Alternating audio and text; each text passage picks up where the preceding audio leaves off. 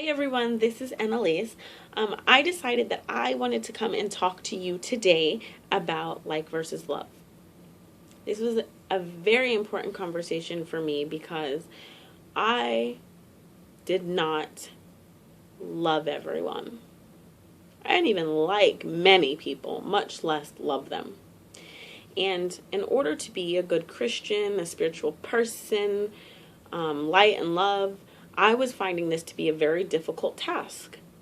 And I felt like I needed to go ask God about it because clearly I was missing something if I'm supposed to love everyone. Because I looked around and I said, God, these people are not lovable. There's nothing to love here. And I felt bad. I honestly did because I would try my best. I would try to smile. I would try to say hello. And people were just not nice. They just were not nice. So I said, you know what? Forget these people. I don't want to talk to them. I don't want to be nice. I can't do this godly thing. I can't be in your perfect will, God. I'm sorry. That's how I lived my life for a really, really long time, and it wasn't working out. So one day I decided to go back to God and say, hey, I need some clarity. I need clarity on how to love people. And when I finally heard the voice of God tell me, Nicole, you don't have to like everyone. You actually have a personality disorder if you like everyone. I couldn't believe he said that, but he did. He said I had a personality problem if I thought that I was supposed to like everyone.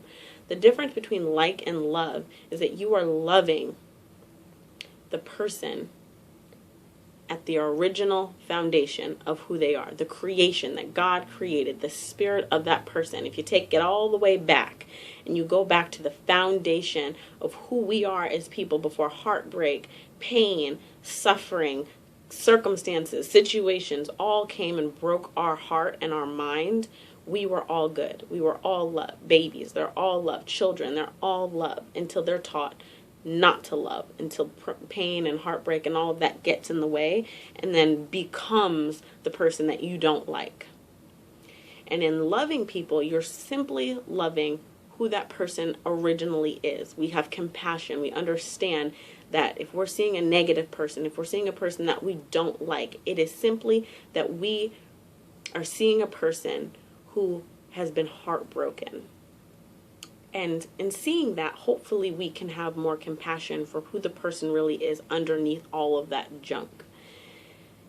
And that was a simple revelation for me. It was really good because I realized that like is basically behavior, the way someone's acting, the way someone's treating you, and we don't have to be with anyone who is treating us poorly. We do not have to be in relationships, whether it be family, whether it be friends, whether it be your next door neighbor, if they are not treating you in the way that you should be treated. If they are treating you any way less than the Spirit of God that you really are, then God does not intend you to be in relationship with that person.